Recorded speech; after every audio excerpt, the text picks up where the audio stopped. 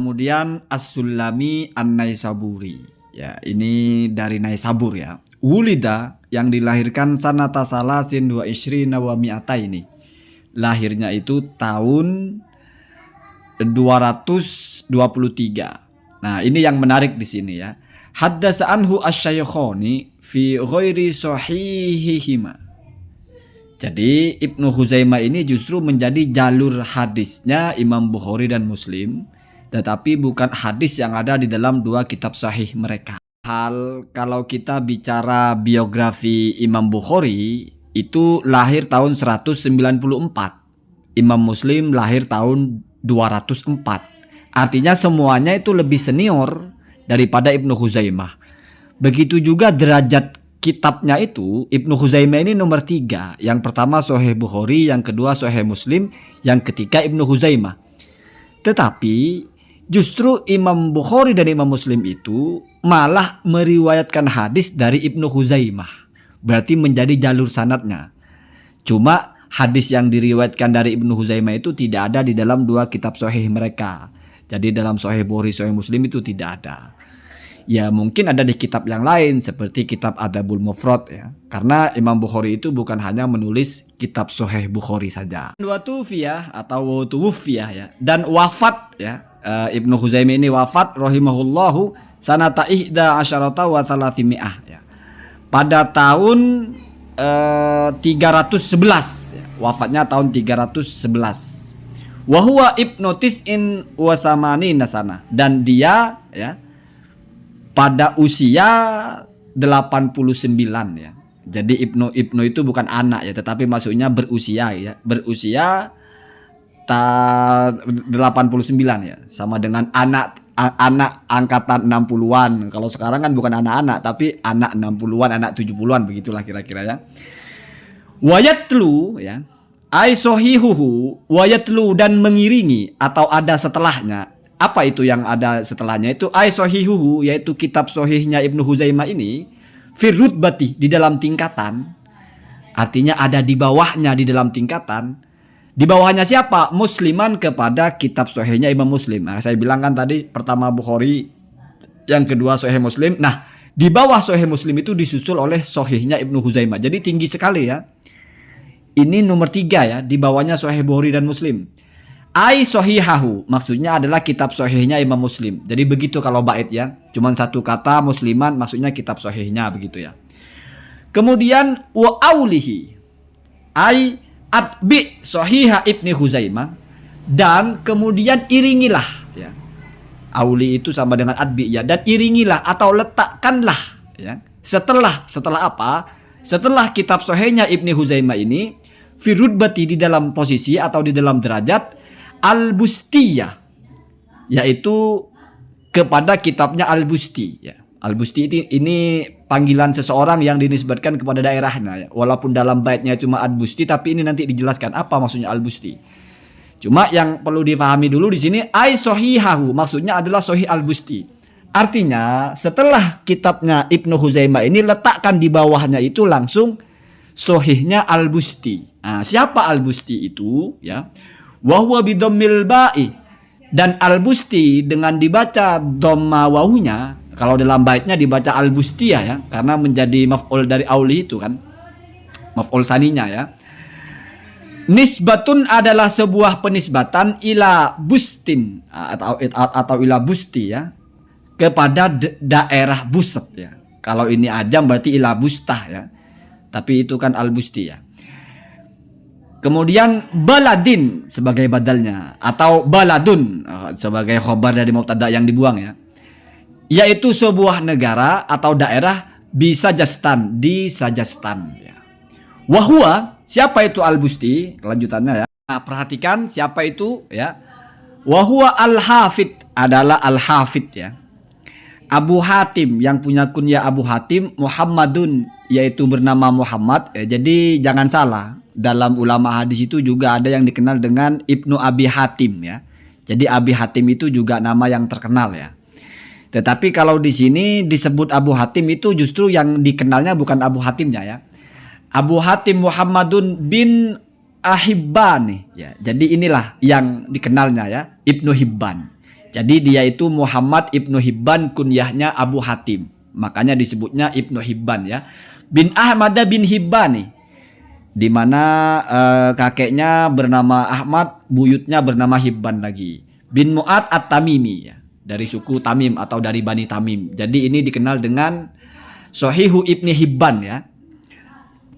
Abu Hatim Muhammad bin Hibban bin Ahmad bin Hibban bin Mu'ad At-Tamimi. Al-Mutawaffa yang wafat fi Syawalin pada bulan Syawal sanata arba'in wa khamsina wa salasimi'ah pada tahun 354. Nah, di sini kan tidak disebut tahun lahirnya. Kalau kita cari di kitab lain disebut tahun lahirnya yaitu 270. Berarti umurnya 84 ya. Karena di sini tidak disebut tahun lahirnya, cuma disebut tahun wafatnya, maka berapa kira-kira usianya? Wahua, dan Ibnu Hibban ini fi asyari ats-tsamanin. Nah, ini ya. Jadi asyarun itu kan 10. Fi asyari ats-tsamanin, di dalam 10-nya 80. Artinya 80 lebih maksimal sampai 90.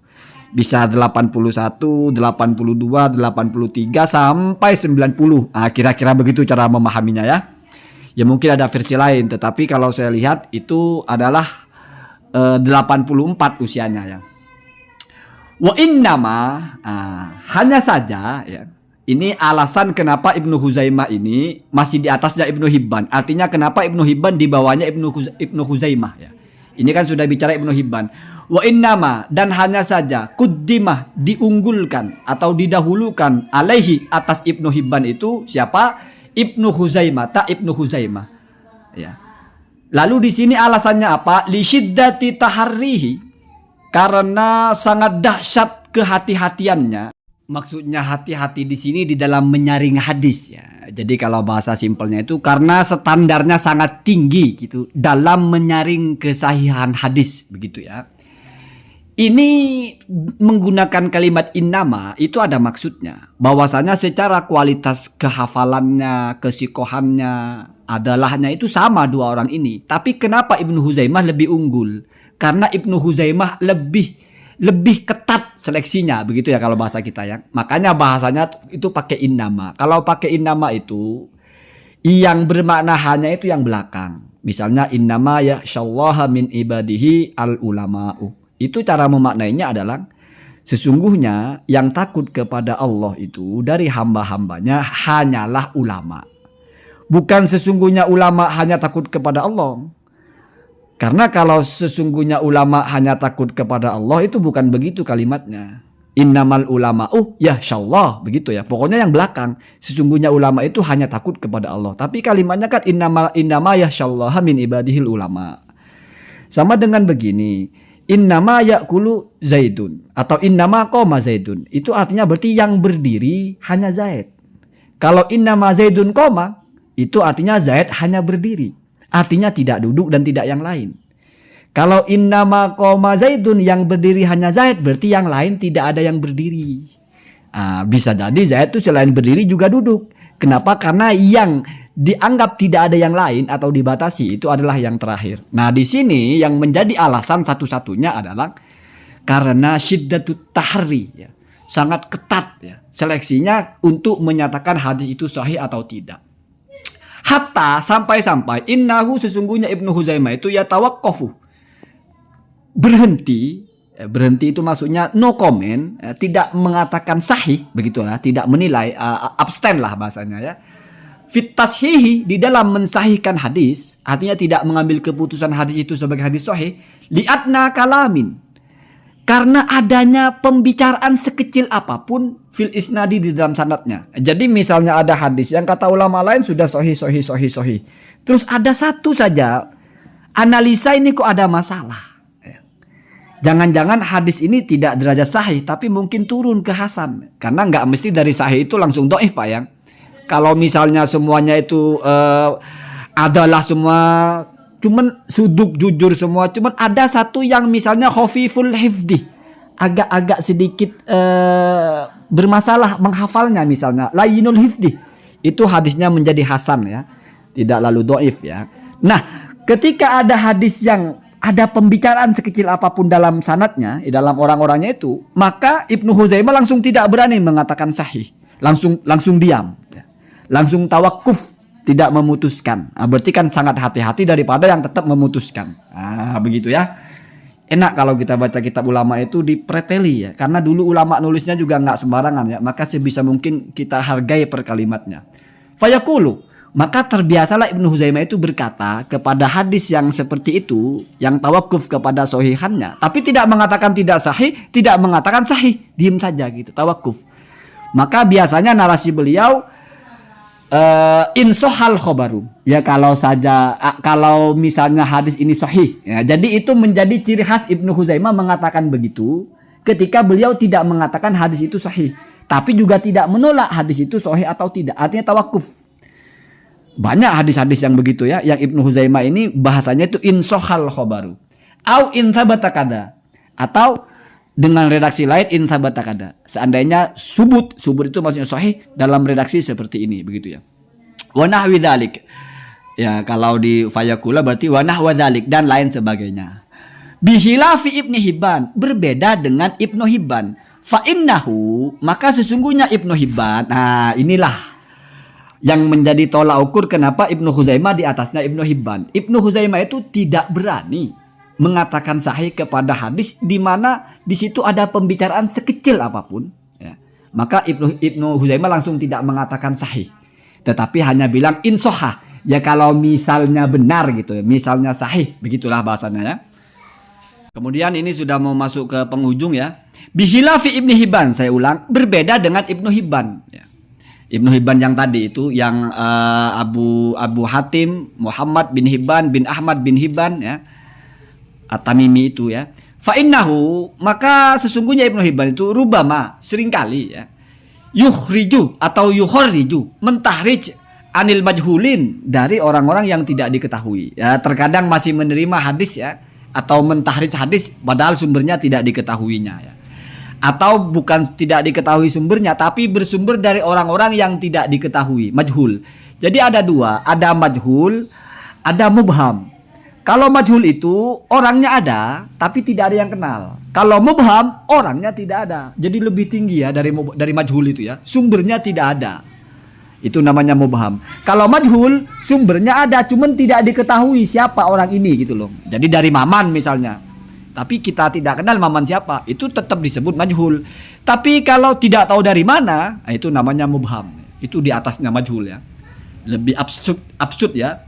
Abstrak mungkin itu lebih kepada absurd ya.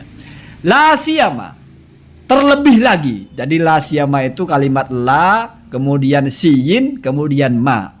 Ya, kalau kita artikan itu wabil khusus atau khususon ya. Lebih spesifikasi lagi atau lebih lagi ya. Wa madhabuhu, dan madhabnya Abi Hatim ini, bukan Abi Hatim, maaf ya, Ibnu Hibban ini, idraju al-hasani fis sahihi. Nah itu ya. Jadi kalau sudah standar hasan dimasukkan kepada sahih. Seperti yang saya bilang tadi, apa bedanya hasan dan sahih ya? Hasan ini di tengah-tengah, masih bisa dijadikan hujah, bisa juga dijadikan beramal ya, bisa diamalkan, cuma tidak sekelas sahih. Ada sedikit saja yang kurang gitu ya. Tapi kalau kurangnya parah, dhaif. Misalnya ada salah satu dari rawinya yang suduk ya, tapi layyinul hifdi, hafalannya agak lemah gitu ya. Artinya tidak terlalu hebat lah. Nah, kalau Ibnu Hibban memasukkan itu kepada sahih. Nah, kalau Ibnu Huzaimah itu dianggap itu adalah satu komentar atau satu pembicaraan dalam isnadnya. Berarti hadis ini belum bisa disebut sahih. Makanya tawakuf ya. Lalu kemudian kama qala al-Hakim, sebagaimana penjelasan ini dijelaskan oleh Imam Al-Hakim ya. Jadi Imam Al-Hakim menjelaskan bahwa madhabnya Ibnu Hibban itu kalau hadis hasan dimasukkan kepada hadis sahih. Sementara kalau Ibnu Huzaimah enggak, langsung tawakuf gitu ya. Langsung cuma mengatakan insohah. Ketika ada pembicaraan sedikit pun ya, ada sedikit pun masalah gitu. Adnal kalam itu pembicaraan atau kritik sekecil apapun tetap lalu dianggap wah ini nggak berani beliau mengatakan sahih, makanya tawakuf ya, begitu ya. Summah, ini kita melanjutkan bagian terakhir ya. Di dalam baitnya itu kan bagian terakhirnya summal hakimah. Summah ya, maksudnya aulih ya. Summah kemudian aulih, iringkanlah ya. Al-Bustiyah kepada kitabnya Al-Busti ini ya. Jadi iringkanlah kitabnya Al-Busti ini fir rutbati di dalam rutbah ya. Maksudnya setelah kitabnya Al-Busti ini yaitu Ibnu Hibban ini, apa yang kamu letakkan setelahnya begitu ya. Al-Hakimah ya, maksudnya Al-Hakimah ya, tapi karena mungkin darurat syair dia pakai alif ya. Bi alifin itlaq ya, alif karena darurat syairnya ya. Ai kitabahu maksudnya adalah kitabnya Al-Hakim ya. Al-Musamma bil Mustadrak yang disebut dengan kitab Al-Mustadrak. Sudah ya sampai di situ ya. Jadi ini sudah dijelaskan semua prosesnya atau yang tertingginya itu Sahih Bukhari Muslim, tapi di sini tidak disebut, langsung disebut nomor 3. Kenapa disebut nomor 3? Karena ketika disebut kitabnya Sahih Ibnu Huzaimah langsung disuruh diposisikan di bawahnya Imam Muslim. Kemudian setelah Ibnu Huzaimah letakkan di bawahnya Ibnu Hibban. Setelah Ibnu Hibban letakkan lagi di bawahnya Al-Mustadrak. Ya, itu grade kitab berarti ya, grade kitab sahih walaupun mungkin berbeda-beda. Ini kan versi Asyuti dan sebagainya ya. Allahumma hadina ada sabil, mungkin saya banyak-banyak salah baca-baca, mungkin juga salah menjelaskan. Ya, mohon maaf lahir batin, itu sekemampuan saya begitu ya. Assalamualaikum warahmatullahi wabarakatuh.